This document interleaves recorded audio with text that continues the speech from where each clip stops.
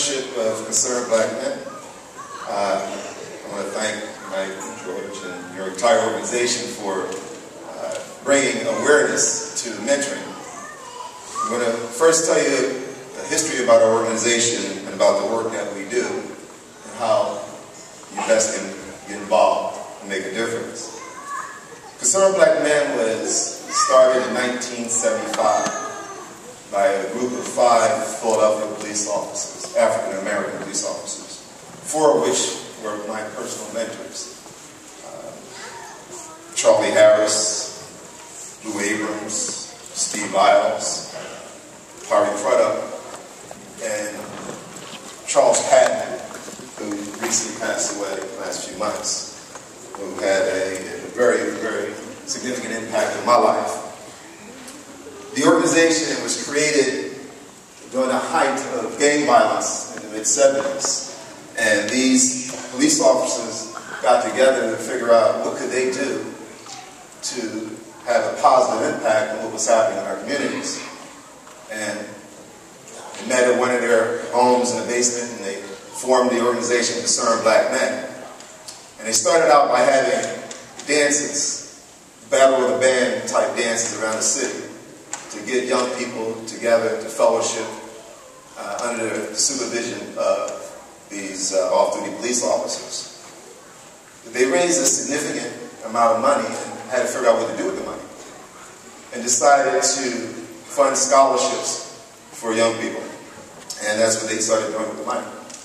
Over the years, the organization grew to include other programs, most notably our Saturday mentoring program, our chess program, who, by the way, Ms. Linda Terrell's husband ran for many years, Irv Terrell.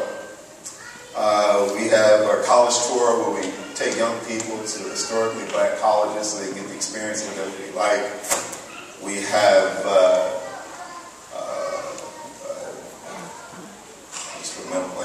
we have a number of programs that are geared to help our young people make better decisions. I was trying to think of a story to tell, because there are a lot of experiences I've had over the years. I joined Concerned Black Men in 1995.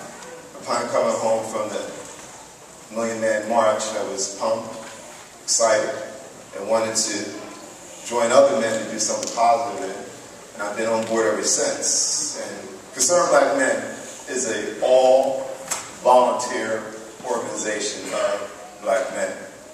And the average tenure of our members is at least 5 years. Now, we have a few new members that came on board, but traditionally the members come in, they stay on board for about 10 years. This is not an organization that you come in to just go to parties and socialize. This is an organization you come in, you roll up your sleeves and get involved. We've been visiting all the schools, or a lot of the schools in the city of Philadelphia, and increasing our efforts there because we're finding that that's the biggest impact we're having with the young men. So, having said that, what can we do? And when I speak now, I'm talking to the brothers now. The best thing that we can do as men is raise our children. Can I say that again? The best thing that we can do as men is raise our children. Now, there are a lot of issues and circumstances that comes into our family homes, and there are times when we all can't be under the same roof. But that does not mean we can't raise our child. If your child is out of state, and you got a nephew or a little cousin, someone needs to be there to show how to be a man. My experience in working with young people through Concerned Black Men helped me become a better father, helped me become a better man, helped me realize that if we want to see something different, you have to go out and do it. There's no one there standing in line trying to save the world. You have to stand up and make this thing happen. I think about a situation in my life. I was about 14 years old in high school. I was coming back from class, and I wasn't a model student at the time, and I was making some bad decisions like a number of our young people are today. And I remember coming into class, and my teacher, Mr. Willislawski, asked me a question about what was going on in the current events at the time. It was during the Reagan administration. And he had asked me something about, I forget the specific topic, but he asked me in a way that he thought I didn't know, and he wanted to embarrass me. But I read all the time. I made him act like a thug and showed off what I read. I wanted to learn.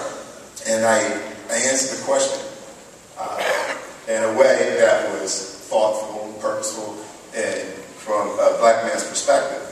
And he looked at me with a smirk on his face, and he said, "You know what, Hank?" He said, "You're going to be the slickest person on your cell block." And didn't realize it was an insult.